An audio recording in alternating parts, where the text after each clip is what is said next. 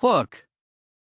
Imagine waking up one morning to find National Guard troops stationed at every intersection. The president has declared martial law.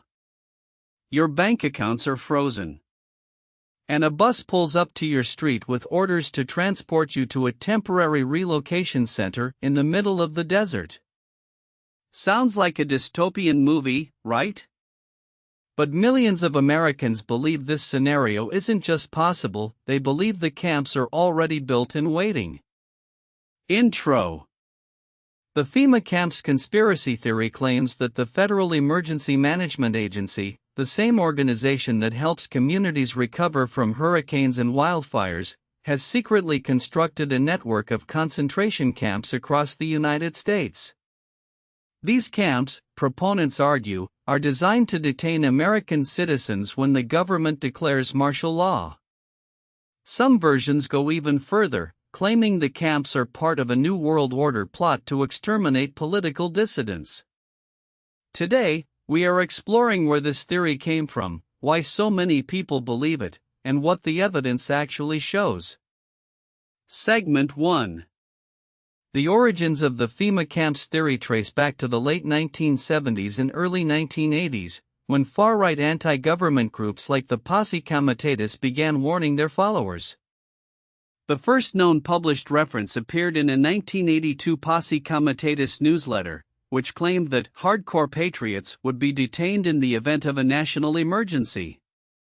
The theory gained serious traction during the 1990s militia movement.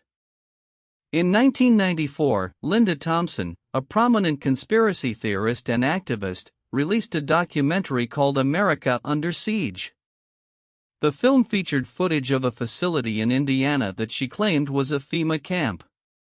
In reality, it was an Amtrak train repair facility called the Beech Grove Shops. Thompson also popularized the idea of black helicopters used by UN forces to attack American citizens. By 1995, the theory had become widespread enough that the Senate Judiciary Subcommittee on Domestic Terrorism discussed it during hearings following the Oklahoma City bombing. The X-Files movie even referenced it in 1998, showing how far the theory had penetrated pop culture. A FEMA spokesperson told the Washington Post at the time, quote, "People have come to believe that the agency has all kinds of powers we don't have, that we can put people in concentration camps and suspend the Constitution." Segment 2. So what exactly do believers claim? The theory has several variations. In its mildest form, the claim is that FEMA has built detention centers across the country disguised as military bases, train yards, or other innocuous facilities. A more extreme version says that after a major crisis like an earthquake, economic collapse, or terrorist attack, the government will declare martial law, suspend the Constitution, and round up political opponents, gun owners, and members of the Patriot movement. And in the most extreme version, these camps are not just for detention, they are for mass extermination, part of a population control agenda tied to the New World Order. One related claim that went viral in 2014 involved colored stickers on people's mailboxes. The rumor said FEMA was marking houses by political affiliation to make it easier to round people up. Snopes debunked this. Those stickers were actually for newspaper delivery. Another common claim involves FEMA purchasing massive quantities of body bags and coffins, supposedly in preparation for mass casualties.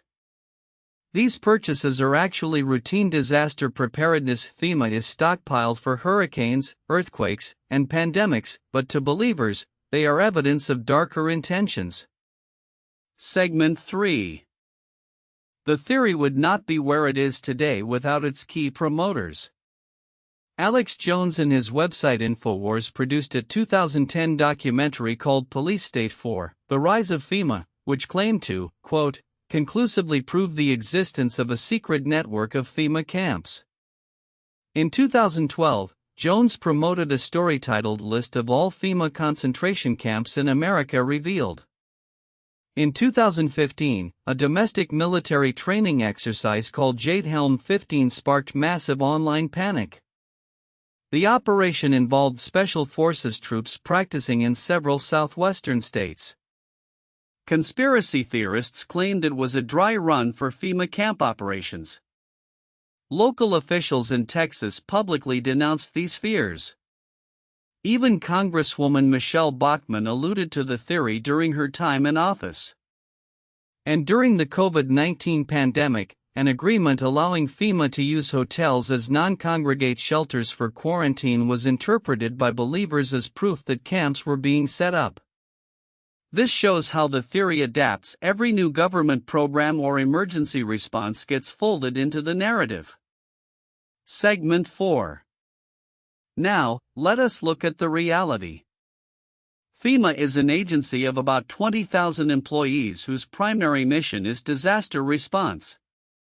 When Hurricane Katrina devastated New Orleans, FEMA set up temporary housing for displaced residents. Those were not camps, they were shelters. When wildfires tear through California, FEMA coordinates temporary housing. When the pandemic hit, FEMA set up field hospitals.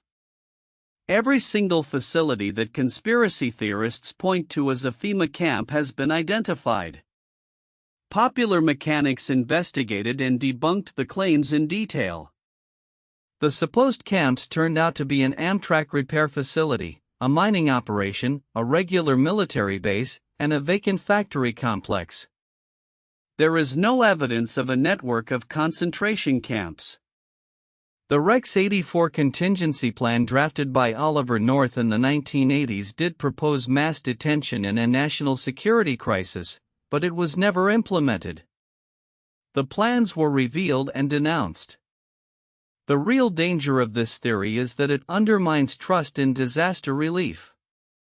When people refuse FEMA assistance because they believe it is a trap, real lives are put at risk. OUTRO. So where does this leave us? The FEMA camps theory persists because it taps into a deeper fear, the fear that our government might one day turn against us.